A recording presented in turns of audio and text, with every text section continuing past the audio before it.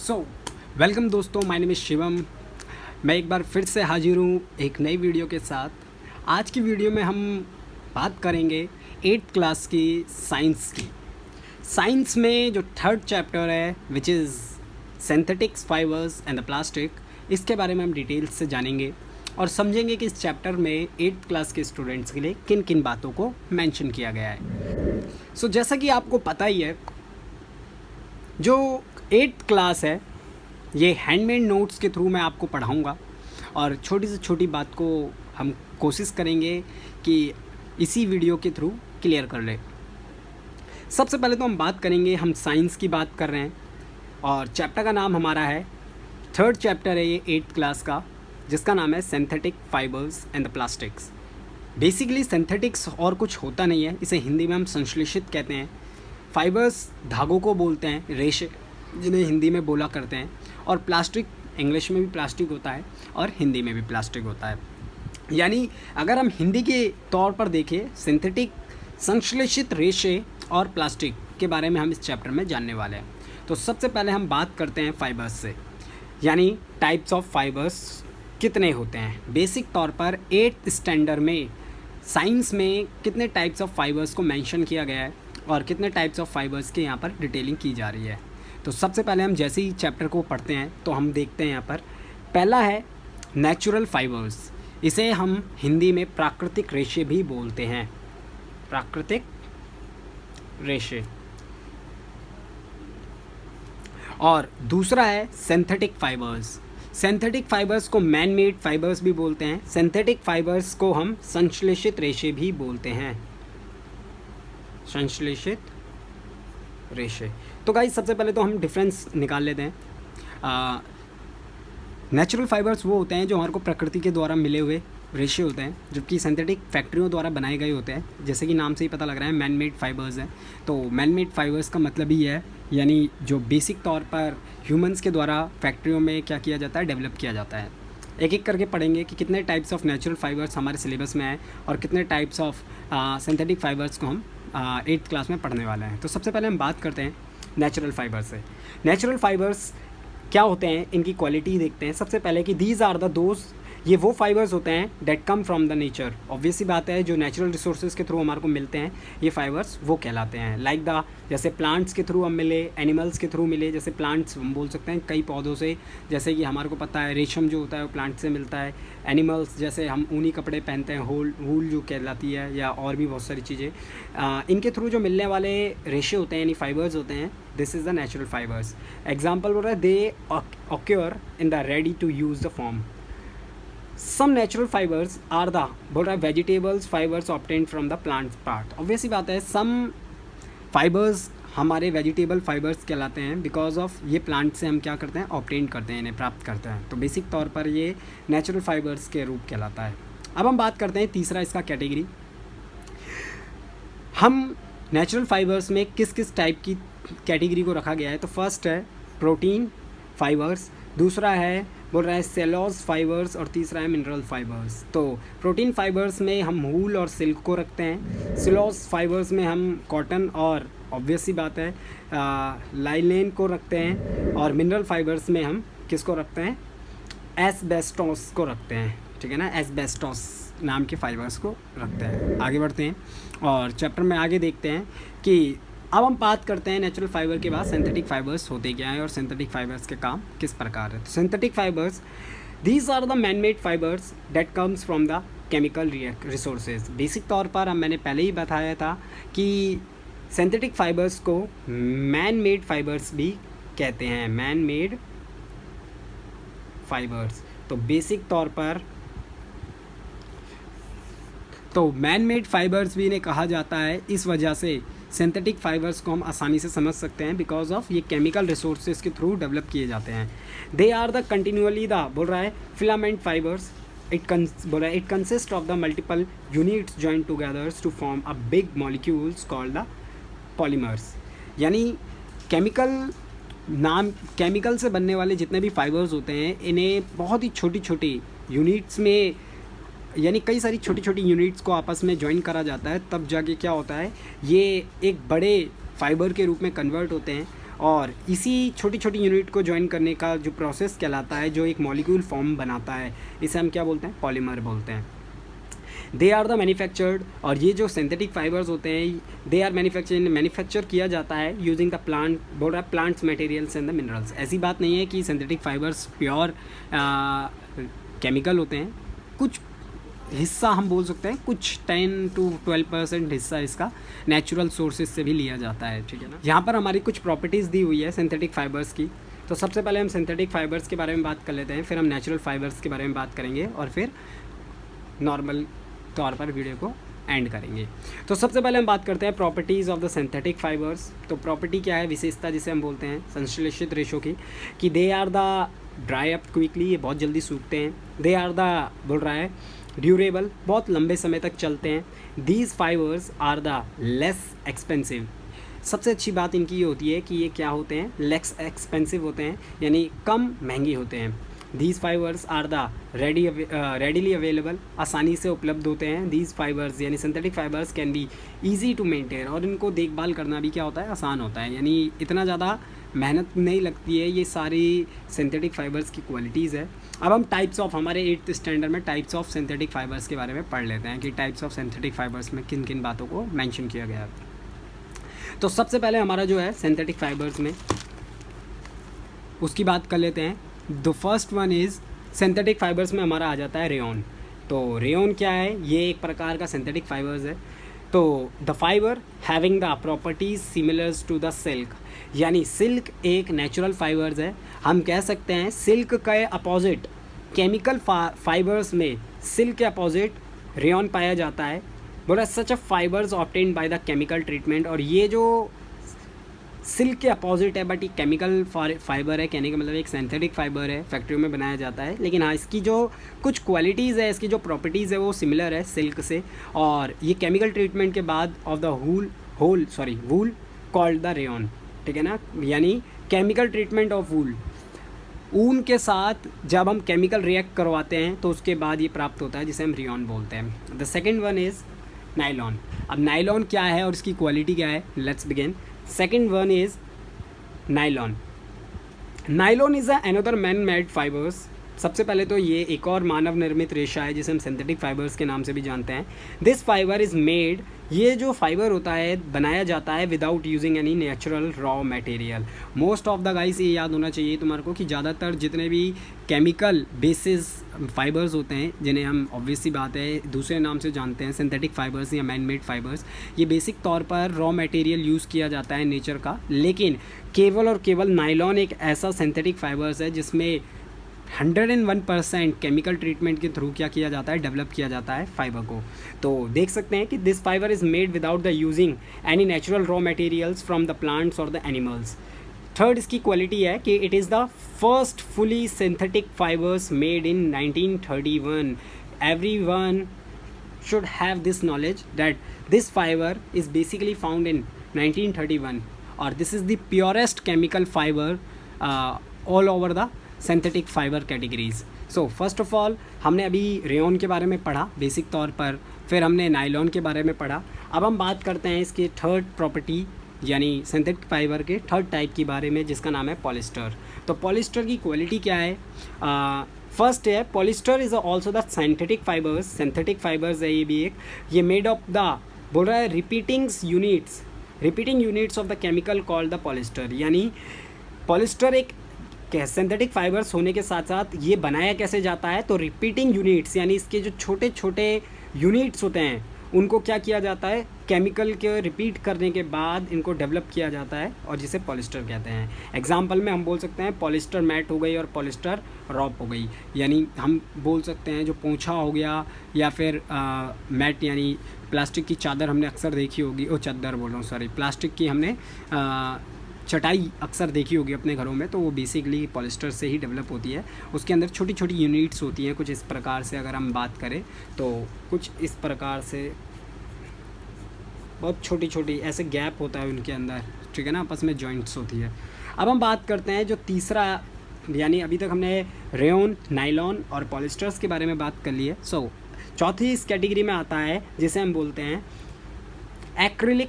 Acrylic होता क्या है और ये कौन सा सिंथेटिक फाइबर्स है, इसकी क्या क्वालिटी है, लेट्स पढ़ते हैं। तो they are the synthetic fibres made from the polymer. याद रखना एक्रिलिक नाम का जो ये फाइबर है ये बेसिक तौर पर सिंथेटिक फाइबर है जो कि किसका बना होता है, पॉलीमर का बना होता है। It is used for the basic तौर पर एक्रिलिक में वैसे एग्जांपल सिंपल समझा देता हूँ पहले। अक्सर हमने देखा होगा एक्रिलिक एक ऐसा फाइबर्स होता है जो सर्दियों में जो कपड़े बनाए जाते हैं ना, जैसे शॉल हो गए या जैकेट्स हो गई, उनमें यूज़ काम आता है उनको बनाने में। तो it is used for the blanket, क्या होता है, ब्लैंकेट बनाने का काम आता है। एंड द बोला Kashmiri jackets and the shawls etcetera, shawl etceteras को बनाने में भी मददगार होता है क्या, एक्रिलिक। तो अभी तक हमने सिंथेटिक फाइबर्स की कैटेगरी में 3 पढ़े। इसकी एक और विशेषता जो है वो ये है कि acrylic is also called the artificial wool. ये इंपॉर्टेंट पॉइंट है कि तुमसे पेपर में पूछ सकता है कि आर्टिफिशियल वूल किसे बोलते हैं। तो बेसिक तौर पर वूल तो एक नेचुरल फाइबर है, बट आर्टिफिशियल, जैसे कि हमने अभी यहाँ पर पढ़ा था ना कि रेयन क्या है, रेयन हमने पढ़ा था बेसिक तौर पर सिल्क के सिमिलर है। तो पूछ सकता है कि आर्टिफिशियल सिल्क किसे बोलते हैं, तो रेयन। और अगर वो बोले आर्टिफिशियल वूल किसे बोलते हैं, तो दिस इज़ द एक्रिलिक। तो this is also synthetic fibres which is similar to the natural fibres of the wool. अब हम बात करते हैं फाइबर्स की कैटेगरी में। हमने ऑब्वियस सी बात है ज़्यादातर बातें कर ली है और हमने नेचुरल फाइबर्स के बारे में पढ़ लिया है कि बेसिक तौर पर प्रोटीन फाइबर्स, ठीक है ना, सेलुलोज फाइबर्स और द मिनरल फाइबर्स की कैटेगरी आती है। प्रोटीन फाइबर्स में हम वूल और सिल्क को रखते हैं, सेलुलोज फाइबर्स में हम कॉटन और बोल रहा है लिनेन को रखते हैं, और मिनरल फाइबर्स में हम किसको रखते हैं, एब्स्टर्स को रखते हैं। तो इसकी कैटेगरी के बाद अच्छा कुछ बेसिक बातें को हम जान लेते हैं, जैसे कि ये कुछ इंपॉर्टेंट पॉइंट्स होते हैं कि ये जो फाइबर्स होते हैं ना, बेसिक तौर पर रेयन अभी हमने पढ़ा था एक सिंथेटिक फाइबर है।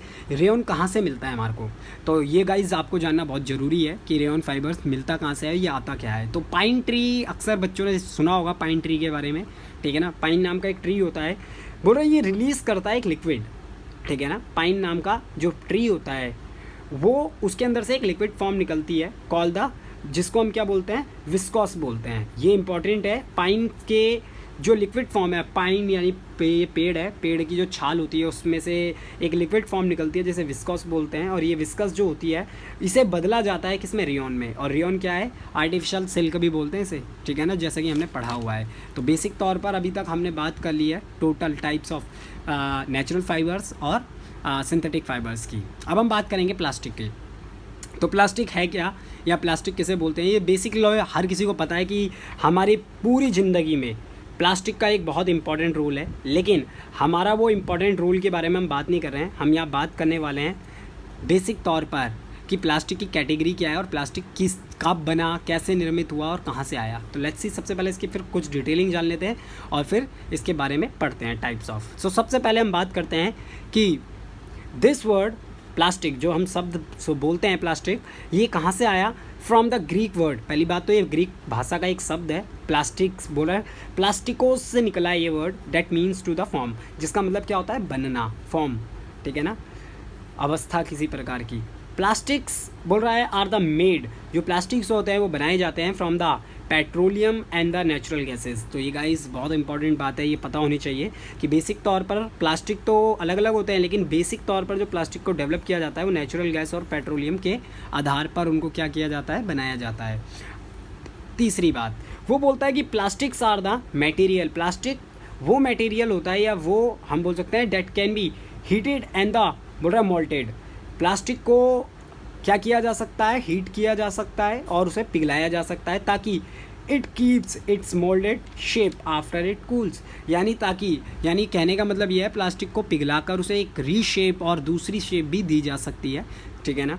और चौथा एग्जांपल टॉयज़, कहाँ का यूज़ होता है प्लास्टिक, तो टॉय में यूज़ होता है प्लास्टिक, ठीक है ना। प्लास्टिक चेयर बनाने में यूज़ होता है, बहुत सारे हैं, हम बहुत सारे एग्जांपल इसके ले सकते हैं। कूलर आते हैं प्लास्टिक के, एसी आते हैं प्लास्टिक के, ठीक है ना। बेसिक तौर पर हमारे जो यूटेंसिल्स होते हैं यानी फूड आइटम्स या डिशेज़ जिसे हम बोलते हैं, घर पे सामान जो होता है हमारा, बर्तन, कई चीज़ें प्लास्टिक की होती है, बाउल होती है प्लास्टिक की, ठीक है ना।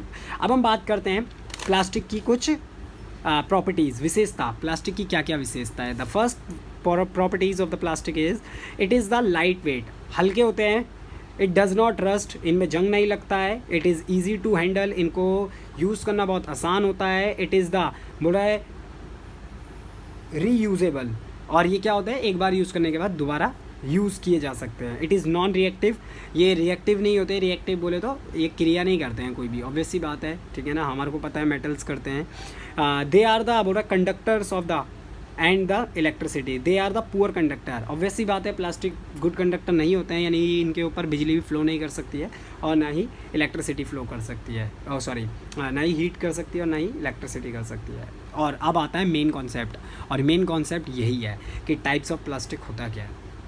तो टाइप्स ऑफ प्लास्टिक हमारे सिलेबस में दो हैं, एक थर्मोप्लास्टिक है और एक थर्मोसेटिंग प्लास्टिक है। तो हर बच्चे को पता होना चाहिए कि थर्मोप्लास्टिक होता क्या है और थर्मोसेटिंग प्लास्टिक होता क्या है। तो इसे पढ़ने के लिए हम एक बार आ जाते हैं और समझते हैं।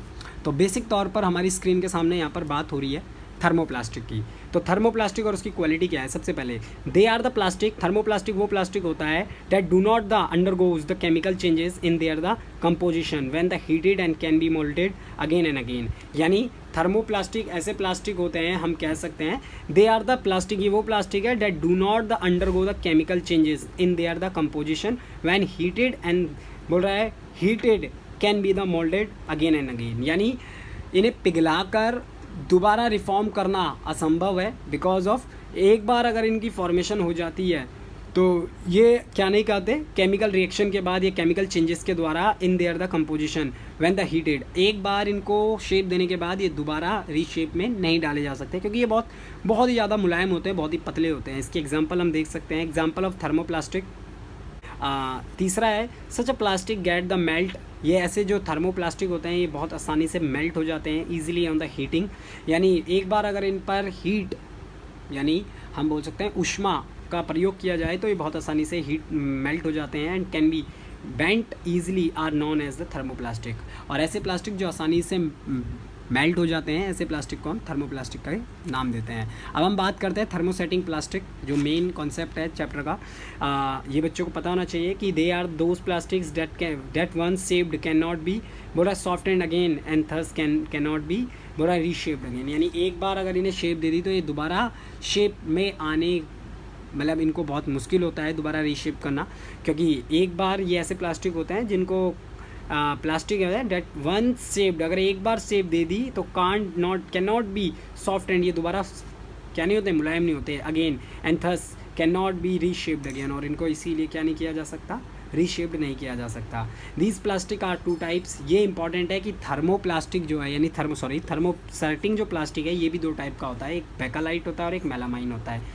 तो these plastic are two types. तो बेकालाइट क्या है, electrical switch join of cooker, यानी इलेक्ट्रिकल स्विच हो गया, कुकर का जॉइन हो गया जो हमारे घरों में यूज़ होता है, ये बेकालाइट का एग्जांपल है। और मेलामाइन क्या है, फ्लोर स्टाइल हो गया, डिशेस ऑफ द किचन हो गया, these are the example of melamine plastic. तो बेसिक तौर पर हमने प्लास्टिक के भी 3-4 कैटेगरी पढ़ी तो हमने 2, लेकिन उन्हीं के अंदर सब प्रॉपर्टीज़ या हम बोल सकते हैं सब टाइप्स है उसके।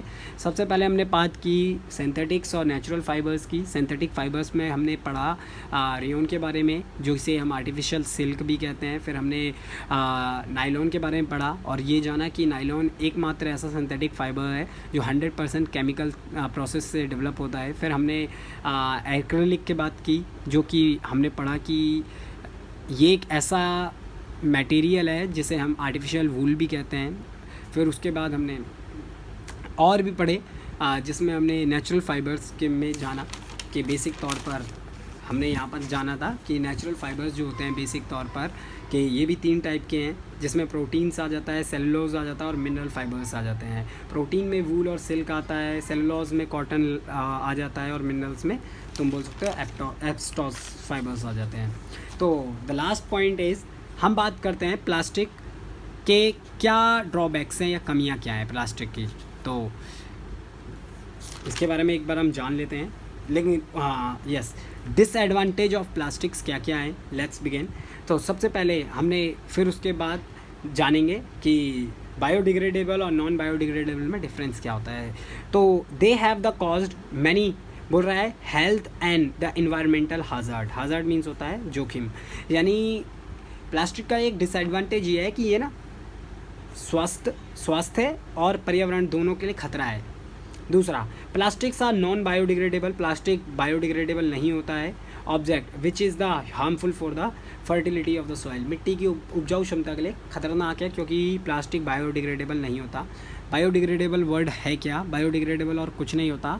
हम ऐसी वस्तुएं जो ऑटोमेटिक हम बोल सकते हैं नेचुरल प्रोसेस से क्या हो जाती है, ख़त्म हो जाती है, ऐसी चीज़ों को हम बायोडिग्रेडेबल की कैटेगरी में रखते हैं। जैसे फॉर एग्जांपल हम बोल सकते हैं जैसे फल सब्जियों के छिलके हो गए, ठीक है ना, और भी बहुत सारी चीज़ें जो ऑटोमेटिक क्या हो जाती है, ख़त्म हो जाती है, जैसे पेड़ पौधों के टूटे हुए हिस्से हो गए। तो ऐसे जो ऑटोमेटिक नेचुरल प्रोसेस से ख़त्म हो जाते हैं उन्हें बायोडिग्रेडेबल पार्ट्स बोलते हैं। तो प्लास्टिक उनमें नहीं आता। सम बोल रहा है monomers of the plastics have been the proved to the cause of cancer also. और वो ये भी बता रहा है कि प्लास्टिक का एक ड्रॉबैक ये है कि प्लास्टिक के भी कई ऐसी प्रॉपर्टीज़ है जिसमें ये साबित हुआ है कि प्लास्टिक से कैंसर भी होता है। Plastics are not the environmental friendly, ये पर्यावरण हम बोल सकते हैं पर्यावरण के लिए अच्छा नहीं है। अब सबसे पहले हम बात करते हैं कि लास्ट पॉइंट है इस चैप्टर का जिसका नाम है difference between the biodegradable and non biodegradable. तो बायोडिग्रेडेबल और नॉन बायोडिग्रेडेबल में सिंपल सा अंतर मैंने अभी बता दिया है, मीनिंग के थ्रू पढ़ लेते हैं कि होते क्या है दोनों। तो first of all, a materials which get the decomposed through the natural process such an action by the bacteria is called the biodegradable. Simple से वर्ड में यहाँ पर बताया गया है ऐसे मटेरियल जो ऑटोमेटिक क्या हो जाते हैं, ख़त्म हो जाते हैं, डिकम्पोज हो जाते हैं, ठीक है ना, किसके द्वारा? थ्रू द नेचुरल प्रोसेस, ठीक है ना, प्राकृतिक प्रक्रिया द्वारा। अच्छा, ये प्राकृतिक प्रक्रिया कैसे होती है कि जो मिट्टियों में पाए जाने वाले छोटे छोटे जीव होते हैं, हम बोल सकते हैं छोटे छोटे, जैसे बैक्टीरिया हो गया, ये खा जाते हैं उन्हें, क्योंकि बैक्टीरिया छोटे छोटे मरे सड़ी गली चीज़ों को खा जाते हैं। उसके द्वारा ये जो छिलके होते हैं या किसी का मांस हो गया, मरा हुआ जीव जंतु हो गया, हाँ, उस नेचुरल प्रोसेस को हम क्या बोलते हैं? बायोडिग्रेडेबल बोलते हैं। और ये होता है किसके द्वारा? बैक्टीरिया जैसे छोटे छोटे माइक्रो ऑर्गेनिज्म बोल लो या माइक्रो लिविंग ऑर्गेनिज्म बोल लो। अब नॉन बायोडिग्रेडेबल होता क्या है उसके बारे में पढ़ लेते हैं एक बार। तो लेट्स सी, बोल रहा है कि अ मटेरियल नॉन बायोडिग्रेडेबल कौन से मटेरियल में आता है या नॉन बायोडिग्रेडेबल किन मटेरियल को बोलते हैं? ऐसे material which is not easy decompose, कहने का मतलब है ऐसे मटेरियल जो आसानी से डिकम्पोज नहीं होते हैं बाय द नेचुरल प्रोसेस के द्वारा, इस कॉल्ड द नॉन बायोडिग्रेडेबल। वो क्या कहलाते हैं? नॉन बायोडिग्रेडेबल हम बोल सकते हैं कि मटेरियल्स कहलाते हैं। तो ये भी क्लियर हो गया। इसके बाद द लास्ट पार्ट जो कि इम्पॉर्टेंट है खासकर कि उन बच्चों के लिए जो कि टेंथ बोल रहा हूँ, जो कि 8th क्लास के बच्चे हैं, ठीक है ना, क्योंकि पेपर में कई बार आ जाता है कि define the 4R principal. 4R principal और कुछ नहीं है, क्योंकि हमारे को पता है नेचर में हर एक चीज़ लिमिटेड है और इसी लिमिटेड चीज़ों को हमें आने वाली जनरेशन को भी क्या करना है? करना है, यानी उन्हें भी देना है। और इसीलिए हर एक चीज़ का इस्तेमाल उतना ही करना चाहिए जितना उसका इस्तेमाल है, फालतू का यूज़ और वेस्टेज नहीं करना चाहिए। इसीलिए ये 4R का रूल है जिसमें 4 R बताए गए हैं कि कैसे हम हमारे जितने भी रिसोर्सेज है, क्योंकि वो लिमिटेड है, उनको हम कैसे आने वाली जनरेशन को भी दे सकते हैं और उनका कैसे इस्तेमाल हमें करना चाहिए। तो first of all, this is the way to make the environment healthy. ये एक ऐसा तरीका है जिससे हम पर्यावरण को क्या कर सकते हैं? स्वस्थ रख सकते हैं by using this 4R। In 4R का रिड्यूस यानी ऐसी चीज़ों को कम करो, रिड्यूस मतलब होता है कम करना, जिनकी ज़रूरत इंसान को नहीं है। जैसे मोटर व्हीकल्स, जैसे एक फैमिली में 4 सदस्य हैं, चारों के पास अपनी अपनी गाड़ी है और अगर उन्हें एक ही डेस्टिनेशन पे जाना है तो ज़्यादा से ज़्यादा कोशिश रहनी चाहिए कि 4 व्यक्ति एक ही गाड़ी में बैठे, ना कि अलग अलग गाड़ी में। इससे क्या होगा? इससे इन्वायरमेंट को ज़्यादा पॉल्यूशन नहीं होगा इन्वायरमेंट में और इससे क्या होगा? पर्यावरण स्वस्थ बना रहेगा। दूसरा है रीयूज़, यानी कोई भी चीज़ हम इस्तेमाल करने के बाद उसे दोबारा यूज़ में लाया जाए। जैसे कई बार हम क्या करते हैं, पानी की बोतल पीते हैं और उसे फेंक देते हैं, ठीक है ना। एक तो 1 यूज़ प्लास्टिक होता है, 1 टाइम यूज़ प्लास्टिक होता है, जो कि हमारे डिस्पोजल हो गए, ठीक है ना। ये 1 रुपये की पानी की थैली आती है, पैकेट आता है, वो हो गया। लेकिन जो हमारे पेप्सी वेप्सी या जिसमें हमारा सॉफ्ट ड्रिंक्स आती है, उन बॉटलों को भी हम फेंक देते हैं। कोशिश की जाए कि उन्हें ज़्यादा से ज़्यादा इस्तेमाल किया जाए, क्योंकि अगर उन्हें फेंक देंगे तो और डेवलप करेगी कंपनी और वो भी ख़त्म नहीं होंगे, क्योंकि हमने पढ़ा कि वो नॉन बायोडिग्रेडेबल होते हैं। तो इससे इन्वायरमेंट को ही क्या होगा? नुकसान होगा। तीसरा है रिसाइकल, किसी भी चीज़ को दोबारा डेवलप करो, रिसाइकल करो उसको, ठीक है ना। या जैसे हम कागज़ है, कागज़ पेड़ से बनता है, तो कोशिश की जाए कि पेड़ जो ये कागज़ है हम इसके पन्ने फाड़ देने से ना फाड़ा जाए, क्योंकि पन्ने फाड़ने के बाद उसका रीयूज़ नहीं होता। अगर वो पूरी कॉपी रहती है, पेन चला हुआ है, कॉपी चला है, उसमें कोई मैटर नहीं होता, उसे आराम से क्या किया जा सकता है, यूज़ में लाया जा सकता है दोबारा। 5 से 7 बार माना जाता है कि एक कॉपी को हम दोबारा से डेवलप कर सकते हैं। और द लास्ट इज़ रिकवर, कि चीज़ों को कोशिश करो ज़्यादा से ज़्यादा रिकवर करने की, ना कि उन्हें लूज़ करो। क्लियर है? तो होप सो गाइज़ ये वीडियो आपको समझ आई होगी। ओवरऑल हमने इस वीडियो में सिंथेटिक्स के बारे में पढ़ा, फाइबर्स के बारे में पढ़ा, टाइप्स ऑफ फाइबर्स के बारे में पढ़ा, कुछ हमने फाइबर्स के आर्टिफिशियल फाइबर्स के बारे में डिटेलिंग की, और उसके बाद हमने प्लास्टिक के बारे में पढ़ा। प्लास्टिक में हमने 2 थर्मोप्लास्टिक और थर्मोसेटिंग प्लास्टिक बारे में पढ़ा। थर्मोप्लास्टिक हमने वो पढ़ा जो ईज़िली मेल्ट हो जाते हैं, थर्मोप्लास्टिक जो अपनी शेप नहीं बदलते हैं एक बार फॉर्म में आने पर। और इसमें भी 2 कैटेगरी पढ़ी, एक हमने पढ़ा बेकालाइट और एक मेलामाइन। तो इसी के साथ हमने बायोडिग्रेडेबल और नॉन बायोडिग्रेडेबल के बारे में बात की, और साथ ही साथ हमने डिसएडवांटेज ऑफ प्लास्टिक पढ़े। कुछ एडवांटेज प्लास्टिक के हैं, ऐसी बात नहीं है, लेकिन ज़्यादातर इसके डिसएडवांटेज है। और द प्रिंसिपल ऑफ 4R ये भी हमने डिस्कस किया। होप सो आपको वीडियो पसंद आई होगी। अगर वीडियो पसंद आई है तो लाइक कीजिए। किसी भी टाइप की वीडियो या किसी भी टॉपिक पर अगर आपको वीडियो चाहिए तो कमेंट बॉक्स पे कमेंट कीजिए। धन्यवाद।